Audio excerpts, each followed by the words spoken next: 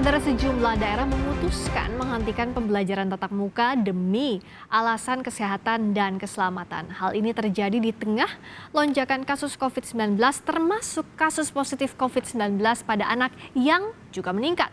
Berdasarkan data dari Dinas Kesehatan DKI Jakarta, ada 661 kasus terjadi pada anak usia 0 hingga 18 tahun. 144 diantaranya anak balita.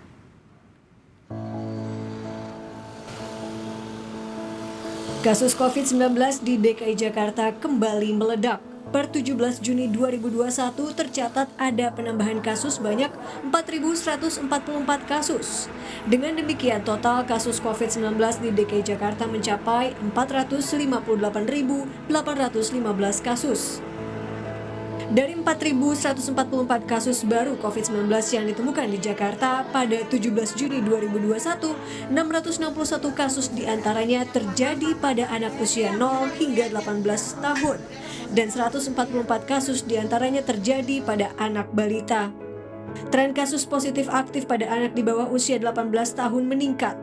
Untuk itu kami mengingatkan warga untuk menghindari keluar rumah membawa anak-anak. Ujar Kepala Bidang Pencegahan dan Pengendalian Penyakit Dinas Kesehatan DKI Jakarta, Dwi Oktavia, lewat rilis di laman ppid.jakarta.go.id 17 Juni 2021. Ketua Ikatan Dokter Anak Indonesia (IDAI), Dr. Aman Pulungan mencatat, berdasarkan data secara nasional, kasus positif COVID-19 anak usia 0 hingga 18 tahun mencapai 12,5%.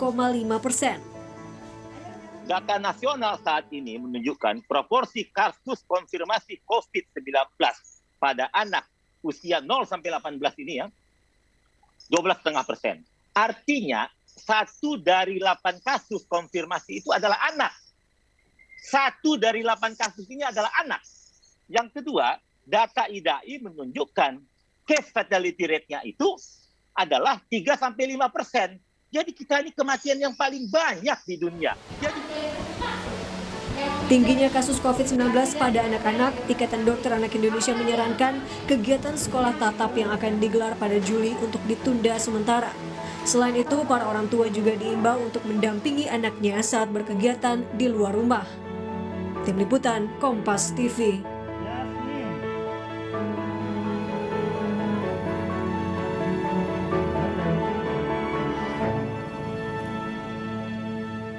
Masih bersama Koordinator Nasional Perhimpunan Pendidikan dan Guru P2G Satriawan Salim. Pak Satriawan, tadi di liputan sebelumnya disebutkan bahwa menurut IDAI 1 dari 8 kasus konfirmasi positif adalah anak. Sementara yang menjadi peserta didik rata-rata kan anak usia 0 sampai 18 tahun tadi datanya yang konfirmasi sebagian besar anak ini. Apa yang jadi catatan mestinya untuk pemerintah jelang pelaksanaan tatap muka di tahun ajaran baru?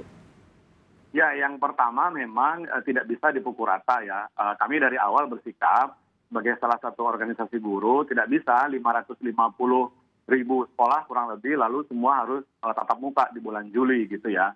Mengingat bagaimana misalnya kondisi DKI yang positivity rate-nya itu sudah di atas 20% gitu. Tidak pernah di bawah 5%. Kalau WHO kan mengukur di bawah 5%. 5% Gitu kan. ya. Artinya seperti DKI ini saya rasa belum siap untuk tatap muka gitu kan di Juli nanti gitu karena positivity rate-nya tadi yang masih tinggi. Kemudian yang kedua ada daerah misalnya kawan-kawan kami melaporkan di Kabupaten Sangihe gitu ya dekat Filipina ya itu relatif bisa untuk tatap muka di bulan Juli nanti gitu kan.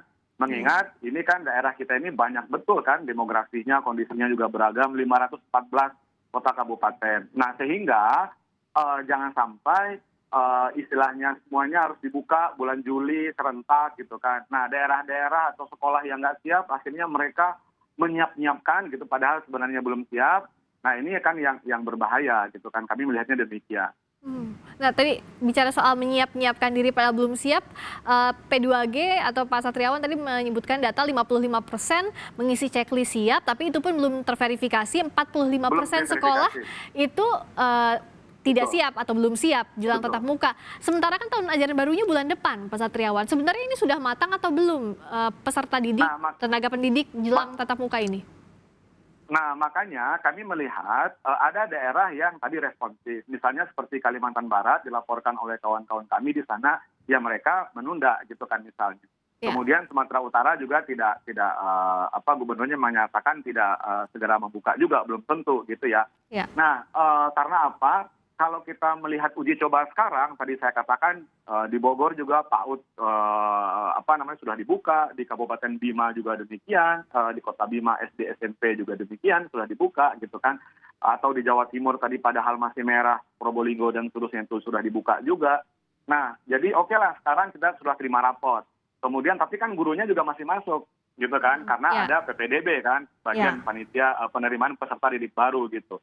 Nah, lalu terkait kesiapan tadi mestinya dipetakan oleh daerah dan disampaikan ke publik gitu kan, bahwa mereka ada waktu 1 bulan pas ya, bulan depan kan kita sudah pertengahan bulan itu sudah tahun ajaran baru, jadi ada waktu betul-betul menyiapkan sarana prasarana atau yang 11 item itu, checklist atau daftar periksa itu.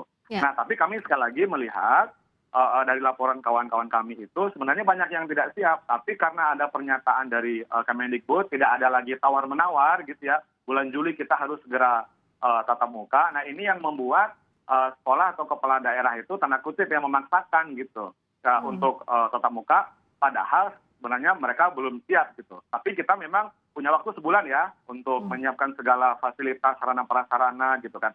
Dan kembali ke yang tadi, ketika masuk pun nanti kan tidak masuk normal. Nah, ini yang harus dipahami oleh publik, orang tua, bukan masuk seperti tahun 2019, tapi hanya 25% kalau keterangan dari Menkes. Karena kalau menurut Kemendikbud 50% loh. Ini agak berbeda juga nih. Jadi sekali lagi kalau panduan dari Kemendikbud maksimal 50% siswa masuk. Tapi kalau dari Kemenkes, dari Pak Budi kemarin itu yang terbaru kan 25%. Nah, ini kan mesti dikelirkan dulu gitu. Dan sehari hanya 2 jam. Seminggu hanya 2 hari. Nah, ini yang mesti harus clear antara pemerintah itu sendiri. Jangan sampai nanti jadi masalah lagi saat penerapannya di lapangan begitu ya, Pak Satriawan ya? Betul. Nah, kalau bicara soal tadi kesiapan, sempat juga sebelumnya disampaikan oleh Mas Satriawan bahwa ya keluar sekolah nggak bisa diawasi. Nah, sebenarnya fungsi pengawasan ini ada di siapa gitu? Karena tadi kan kalau bicara soal personel tentu akan terbatas, tapi siapa sebenarnya yang bertanggung jawab untuk ini? Sebenarnya bisa, makanya tadi saya mengatakan ke Kang Bima atau untuk Pak Wagub gitu ya, harusnya kan ada satgas dari daerah, baik itu provinsi, kota, kabupaten. Kalau mengandalkan ke guru, justru itu yang terbatas. Ya kan, guru jumlahnya hanya beberapa sih di sekolah gitu kan. Tapi kan ada misalnya satgas COVID, kemudian ada Satpol PP, Dinas Perhubungan.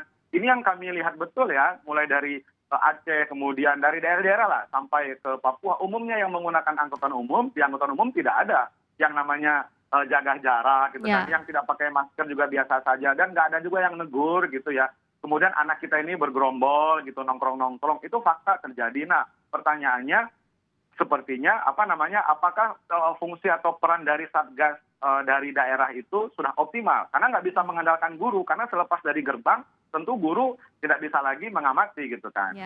Jadi perlu ada sinergi agar kebijakan pendidikan ini juga berpihak pada keselamatan anak terutama ya, dan juga tenaga pendidik. Apalagi ini bilang bulan depan sudah masuk tahun ajaran baru. Terima kasih sekali lagi waktunya Koordinator Nasional Perhimpunan Pendidikan dan Guru P2G Satriawan Salim sudah bergabung di Sapa Indonesia Malam.